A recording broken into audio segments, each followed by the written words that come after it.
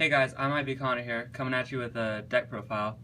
This time I'll be showing my Yosenjus that I built. They're tournament viable and I really like them as a deck overall. They're kind of stun based and they're really good against the current meta. So yeah, let's get started. Alright, first off, we're going to start with the monster lineup. There's 17 monsters. You got 1, 2, 3 of Comma 1. Comma 1's a very good card. It's a 1600 only, but it's a compulse, and that's really strong as long as there's another Yosenju on the field. Next, you got 3, Comma 2. Comma 2 is the 1800 beat stick, and you can attack directly for half damage, and that's really all he's there for. Then you run 1, 2, 3 of the Comma 3.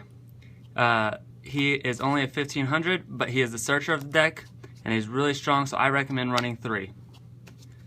Then you run 1, 2, 3, Sujik. Sujik is a very interesting card. You can either use one of its 2 effects. You can either send it from hand to grave to make one of your other Yosenjus have an extra 1000 for the damage step, or you can have it on the field and buff one of yours guys by 1000 until the end phase.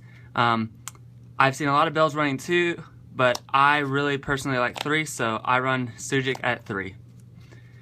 And that's all of the Yosenjus, which is just 12. Then for tech cards, you got 1 Bear. Bear is just good in any Beast Warrior type deck. You can blow up one of their monsters and search 10 keys. Then I run 1 Thunder King. Thunder King's just good in a stun-based deck.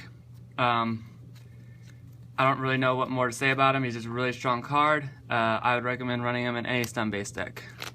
I then run 1 Fossil Dyna. Fossil Dyna is just there for when they go for an OTK with a bunch of special summons, or it's just like a Vanities, but it's only a 1200 beat stick with Vanities, so it's a very strong card. And finally, the last monster is I run 2 Santa Claus. Santa Claus is very good in this meta because a lot of people don't see it coming. It's very good in this deck for the fact that what it does is you can special summon it to their side of the field, and it has to be in defense position. And what you do is, in this deck, at the end of the turn, they get to draw a card if it's still on their side of the field. So there's a bunch of different combos, like with Comma 1 that you have in the deck, you can bounce it back to your hand and use it over and over and over again. So I really like the card, and I would recommend running 2. It never gets cloggy, which I really, really like. So that's 17 monsters out of the deck. So a very large amount of monsters, but not too much that it's insane. Then you run 1 Raigeki, just a staple in any deck, destroy all monsters on their side of the field. Then you run 1 Dimensional Fissure. Just in this deck, you don't really care about stuff getting banished. It's more just to make your opponent be having trouble. Then you run double Creature Swap. Creature Swap works really well because at the end phase, all Yosenjus come back to your hand. And so even if they're Creature Swap, they still come back to your hand at the end phase, and you get one of their monsters. Then you run triple Tinky.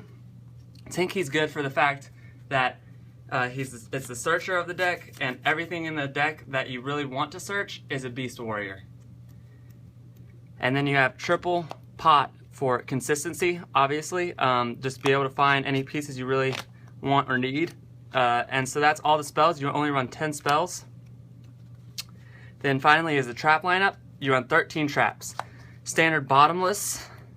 1 Macro for the same reason as D-Fisher, just to hurt your opponent more. 1 Solemn Warning. 1 Torrential Tribute. 1 Vanities. I run double Mirror Force. It's very easy to side out 1 Mirror Force, and it's just really strong in this meta, in my opinion. Then you run triple Mind Crush. I really like the card, personally. It's really strong, being able to, with how much searching there is in this current meta, so I really like it. And finally, triple Phoenix Change. Just too strong of a card, in my opinion, to not run it at 3.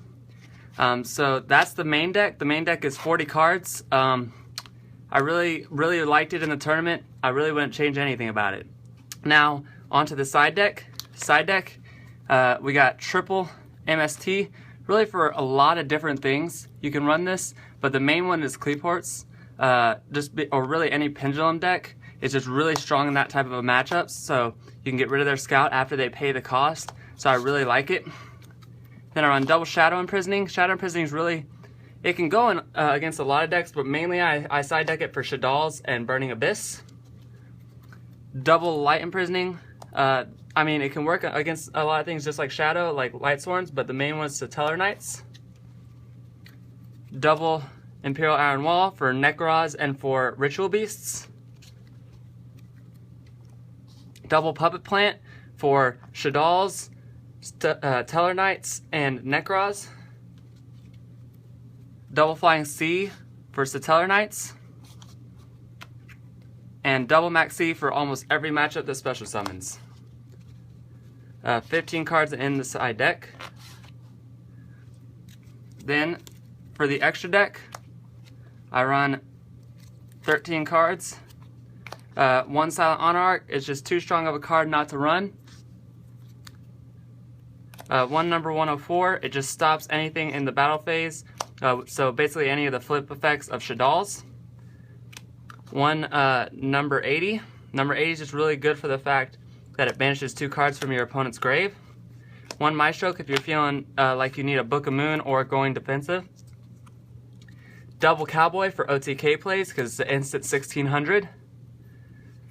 One Diamond Direwolf. There's not really a time where I've gone into this, but it's really just a nice option in case you ever need it. One Corn. Corn is also just like Direwolf. It's not very oftenly used, but when you have the situation where you need it, it's nice to have. One Dweller, really mainly for Shaddolls and Burning Abyss.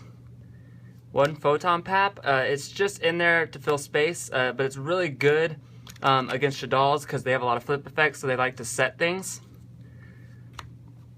One number 103. This is really for other Yosenjus or Fire Fist. Just a really good card overall. One Steel Swarm. This goes against almost like a lot of things, but really one of the best ones is for Nekroz. And one Tiger King. Tiger King is really strong because it searches out a Tenki. I really like it. It's a 2200 beater only, but it can start going up when you add the Tenkis. So that's the Yosenju deck. I really hope y'all liked it. Give it a thumbs up if you can, and subscribe. Thanks.